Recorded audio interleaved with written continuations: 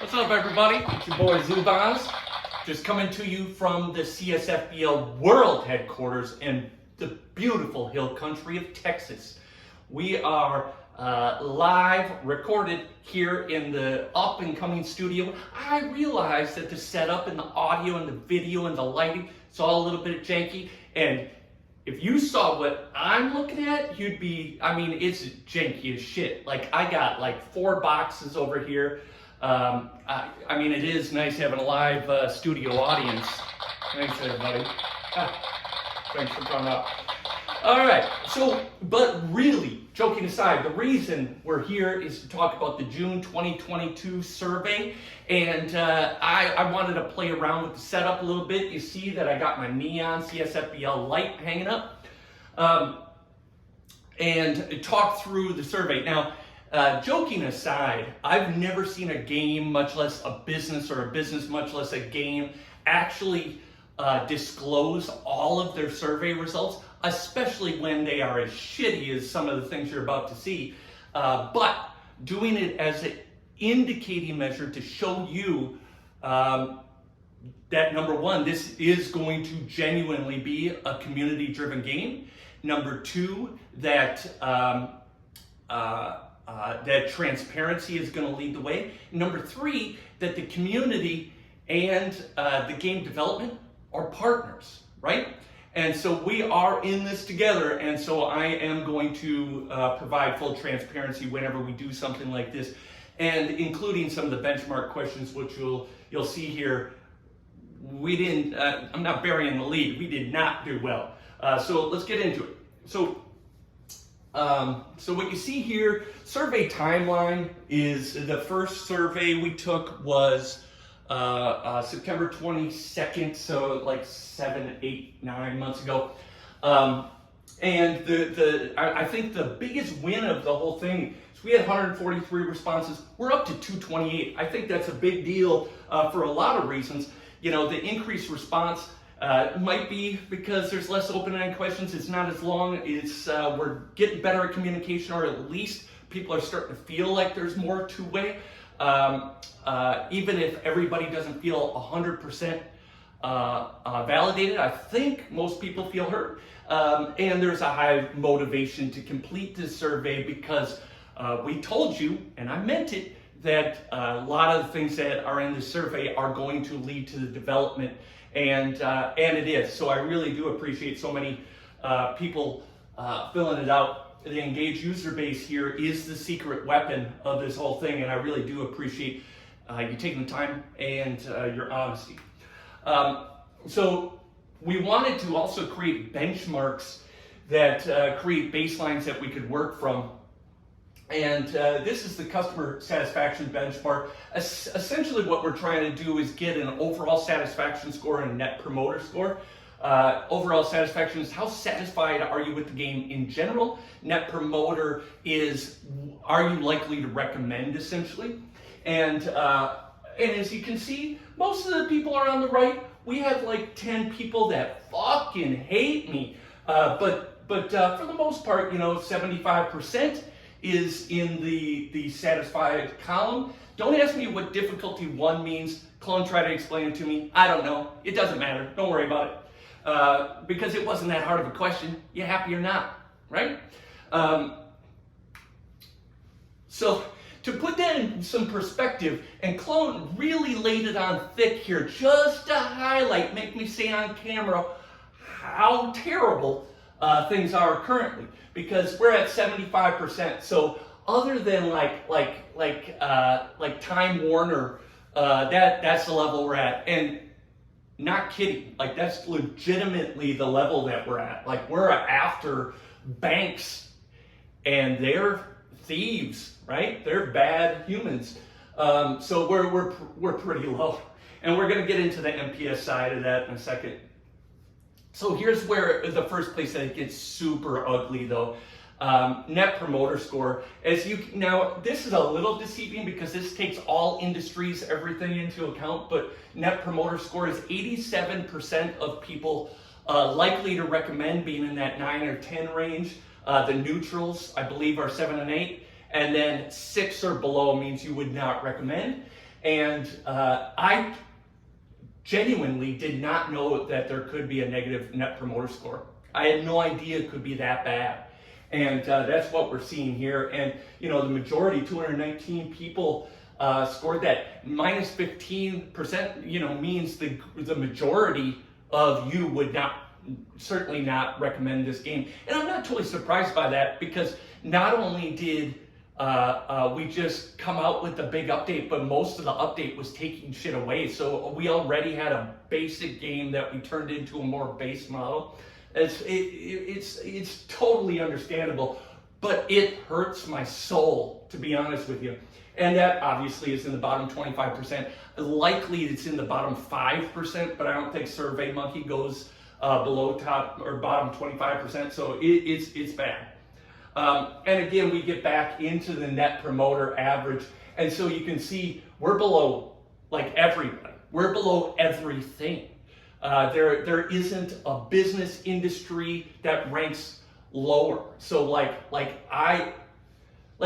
Jared from Subway has a higher net promoter score as a babysitter than we do. So the good news is we can't go anywhere but up. So that is probably the only good news there. But you see the difference here that I think is interesting. Customer satisfaction at 75, but net promoter being negative really kind of tells the story of where we're at. It's like there's a group of people that are here, but they're likely more here for their friends and community than they are the game, because maybe they'd recommend the community. They wouldn't recommend the game right now, but that's okay. That's why I'm here, because I felt the same way. We're here to save and build and grow the game. And the way that we're going to do that is a two-way communication with you. Okay, so this one, get out of the way on this one, because I think this is one of the more notable things that should be looked at is how long have you played the game? Now, this was part of my thesis on why I decided to get involved in the first place. Look at that, more than half of all people were here 11 or more years. I personally have been here for 18 years. But this is fucking terrible. It's terrible. That's good news. It's nice, but what you see here is the reason people are around is clearly not the game, right? The reason people are around is because these people know each other, they built a community, and they're staying strong for the community, right? We had one person fill this out that had played less than a year. Normally, this Zip's law would be upside down on this, right? And you would be seeing the biggest number as an exponential down, and we're completely upside down. Again, something I don't think I've ever seen. I know for sure I've never seen in my life. Again, something I didn't think was possible. So a lot of people stick around, but that's also the secret weapon, right? Is we have a great solid core of individuals that found a way to build a community inside the game. Now imagine when we can amplify the game in such a way that it makes it easier to bring more people in, build more community. That's the bet that I'm making, is that we can make the game in such a way that we can have more and more people joining, building these micro communities inside their leagues, deciding how they want to play baseball in their respective leagues, have people join more than one community. I really do think there's a secret moat here that I think other people have not seen yet, and I'm going to have to prove to y'all, because right now it's not there yet.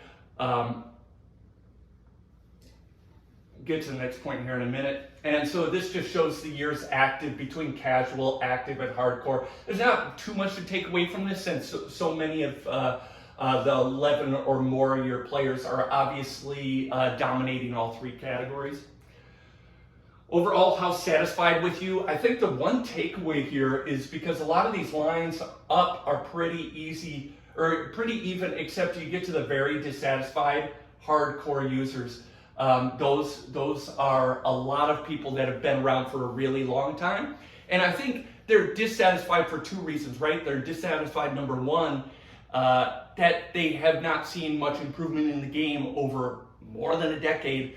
But then on the other hand, the changes that they have received with mixed results, there's been really cool things like the owner stats, but that's been combined with the loss of anything to do in the off season, right? So there's definitely mixed feelings. This just highlights the exact same thing again with the CSAT score, which is customer satisfaction score.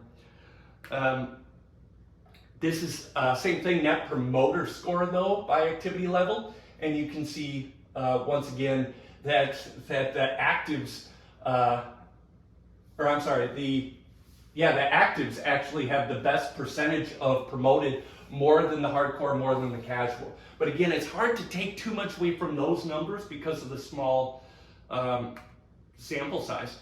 Okay, so here's another interesting thing. This is the user survey and how excited you are or happy you are with some of the developments over the past year. Obviously, historical user records is number one. I thought immediate player changes would be number one because who doesn't prefer that over the way it was, but that's there. Amateur draft, the biggest, most important update. It was the original promise I made when I got involved. We got that done. And then there's this whole list of things. But now keep in mind, since the options, and this is something Matthias pointed out, that it's 1 to 5, but the average isn't 2.5, it's 3, because your choices were 1, 2, 3, 4, and 5.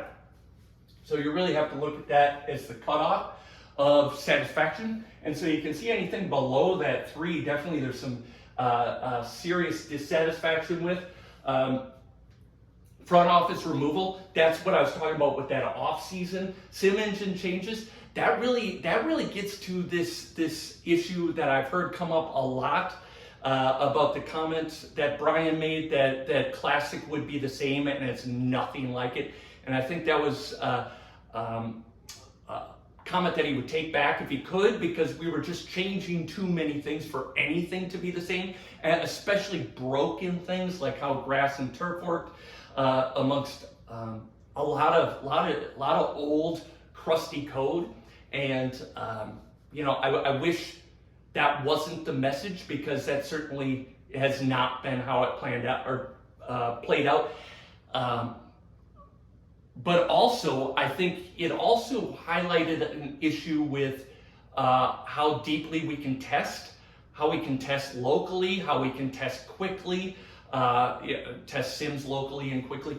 And so that's another piece of this as a takeaway from this entire update that we have to get fixed, because that's pretty important, because I think we would have played that out even with unmanaged teams and saw that we wouldn't have been able to make that claim. Overall ratings, certainly that one has not been popular for a variety of reasons.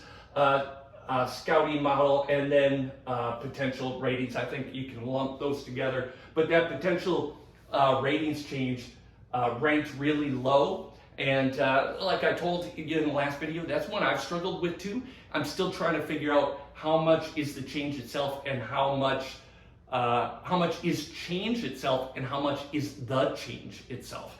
And I'm still working that through, but there's no doubt that we can make improvements on that. So here are our benchmark questions. I wanted to highlight that because these are questions that over time we plan on asking these same questions in the same way and use this as the gauge of our success. And so all things considered, I feel good about the game of CSFBL. That's today. The CSFBL community plays a big part in the enjoyment of my game. That's the community. So now we have game and community today. And then the last one is overall, I believe CSFBL is moving in the right direction. That's directional, that's future. And those three questions we're going to really judge our success or failure on over time. And you can see, I won't go through all the numbers here, but essentially what you're looking at is give or take a few points. They're all about 66, 2/3 completely agree or somewhat agree to those three, which is good. That makes me happy, but it shouldn't. A third of the people are neutral or disagree, including several people, like this one bothered me the most, is 17 people marked strongly disagree that we're moving in the right direction. We're talking about a game that had only marginally been worked on for 17, 18 years, and it's free, and now someone's even working on it, and there's 17 people that say, you suck.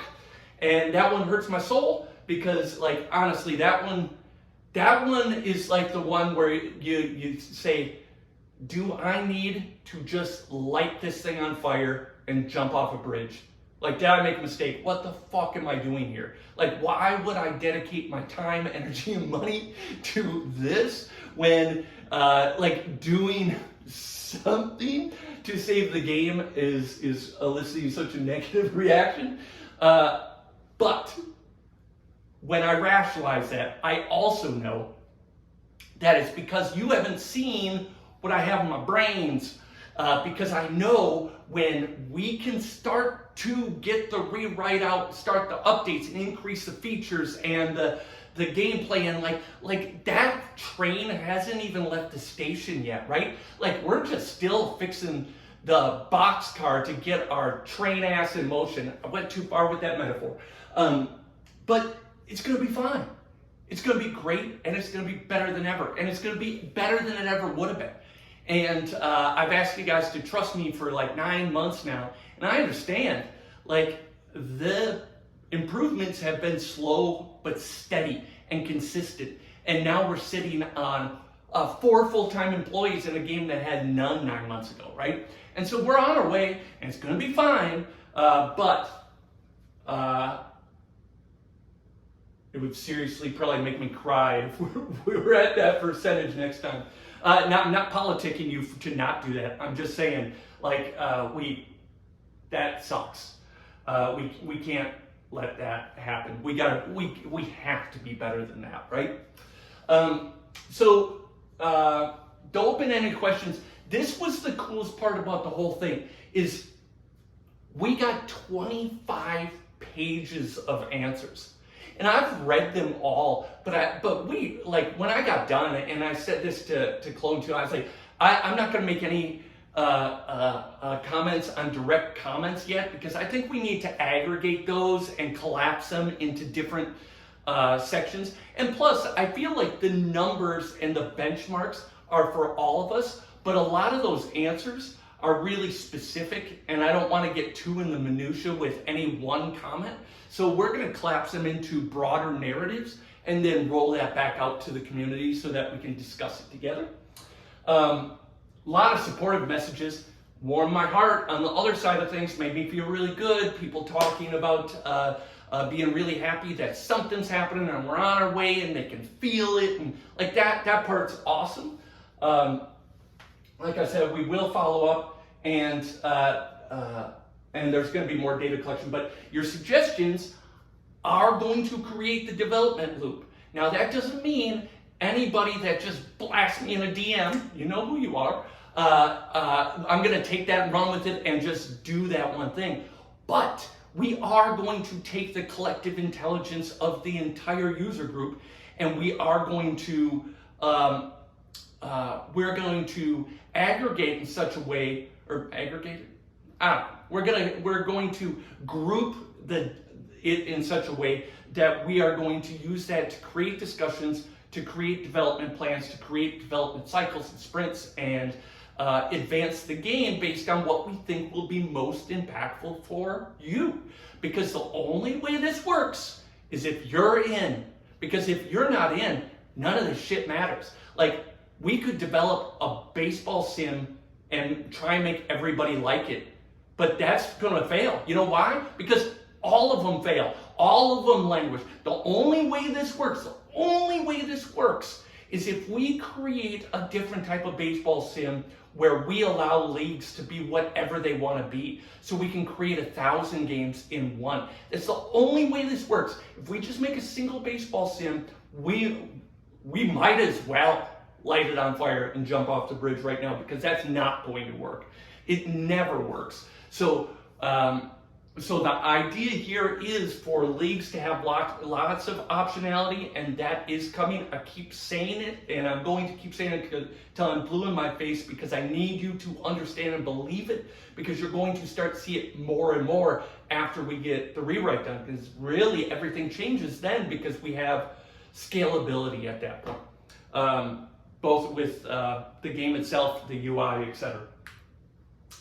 A couple positives taken out of it is the survey response showed a super engaged community. Thank you all again for doing that. I love you so much. A lot of well-received developments this year, and overall positive feelings towards CSFBL in general, and baseball in general, right? And wanting to try to evolve baseball in some way here. Like, that's our opportunity. Negatives are probably pretty apparent. The satisfaction numbers were fucking terrible, just terrible. Especially considering that so much of the group has been around so long and the game's free, and you still hate it. So, and it's not necessarily you hate the game, but you hate some of the stuff that's happened over the last 20 years. You hate some of the stuff that's happened over the last 9 months. You might not like some of the answers you got, and you might not like me or whatever it is, but collectively, I promise we're going to get it all fixed, because I don't have a choice. I'm going all in on this. It has to work. So I promise you I'm going to make it work. And when I say make it work, that doesn't mean work for me, it means work for all of us. All right? Recommendation numbers were obviously very low, but keep in mind, we're asking this as a baseline question from a game that shouldn't look like it does now, right? Like, we ripped out a bunch of code and then we're in the middle of a rewrite. So if there's any score next year that's as bad as the ones this year, I would be amazed. We would have really had to jack something up. So I think it's safe to say there's so much greatness ahead from here, and so much goodness ahead from here, and we're going to make sure you all really enjoy it, because I play this game probably more than 90% of the people on the site. So I want it good for me too. And then obviously I just put at the bottom that there's clearly no user acquisition. That's intentional. I don't have a game that I can sell or market right now. Once we get a more contemporary, is that the right word? Modern user interface, make it a little bit more intuitive, and we can start stacking features on, then I'll be willing to dedicate the resources that I have allotted for this. But until then, it's just not worth it, because everybody that came in would just leak out the backside, because we're not even competitive in the baseball sim world right now. And we need to be eventually competitive in the gaming world, in the fantasy world, in the baseball world. That's the big play. That's where this should take us, as long as we stay on course and answer to the community as a collective, which is effectively my boss in this endeavor. Positives on the horizon. Update was a month ago. Obviously, we're still dealing with the repercussions of the big change. Rewrite, UI update in the game, lots of potential, and we have the bodies to get it done. I mentioned we have 4 people working full time on this game. It's really an incredible opportunity that we have right now. And I'm thinking of this business as a startup, essentially. And so, like, we are what typically would be a pre-revenue startup, not even a pre-profit. We're a pre-revenue startup, and it's just rare to be a pre-revenue startup. I have 500 people that have been around for 18 years. It's kind of a weird thing. So I'm trying to leverage that collective genius and historical context to take us to the next level. And so Clone liked the word cloud, so we left it in. I'm not sure what to say about the word cloud, because it's like game community. But when I think about it, when I look at it, it really indicates where we're going, right? We're going to CSFBL is going to be a community-led game about baseball. That's going to be the backdrop, where there's going to be optionality, changes, users, players, leagues, right? To result in good, fun, different people and players. So I mean, I think the word cloud is something we should keep going, though, because I think over time that becomes a benchmark of its own and starts to see what's in the zeitgeist of the community as we move forward. So I was joking. I do like the word cloud.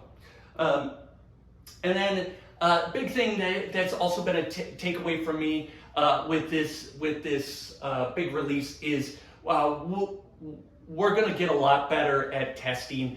We're just like gunslinging a little too much with what we put out there, and we should not only be able to put things out with updates, but we should be able to like tell you to a fractional level what we think the impact to offense, defense, etc.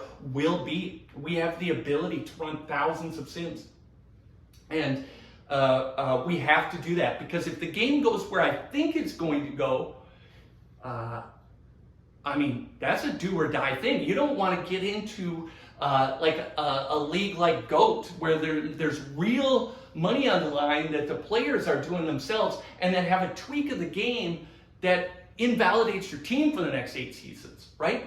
And if we go where I think we're going to go with ladder leagues and brackets and challenge leagues or whatever it might be, if we're going to put out a change, we have to be really clear and succinct about what the change is going to be able to roll it out systematically in such a way that it doesn't impair gameplay. And because I know certainly in my leagues too, some of the changes have upended part of the strategy as it sits. Now that'll all work out in time, but we can't be that casual about that in the future. It's going to be too important. And for those of you that did get impacted considerably by it, I'm sorry. We're figuring out. We will get a little bit better every day. I promise you that. And then some action items ahead is, we're doing a deeper evaluation of the recent changes, doing more regular sampling. This is on Clone's plate to not only get feedback, but nuance the feedback that we get. And you're going to see some of that with how we make this survey actionable as we categorize this feedback. We'll probably try and nuance some of those categories and understand them better, so that we can keep our finger on the pulse of how people are feeling. And let me be clear, my opinion of where this game should go, or Brian's, or Clone's, or anybody's, ranks right at the bottom with everybody else. The only opinion that matters of where the game goes needs to be the collective intelligence of the user group. That's it. It's not that can't be a secret, and we can't do anything but that, because if we do anything but that, we're jumping off a bridge.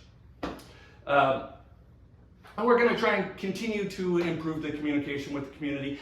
I have Starlink, bitches. So I got good, usable internet with a low ping latency right now. It went from 700 to 42. I'm on Cloud 9, or actually the satellite's above Cloud 9, and so I'll be able to communicate a little bit more, and a little bit more professional way than this. But this is still a lot less janky than what I was doing. All right, that's it.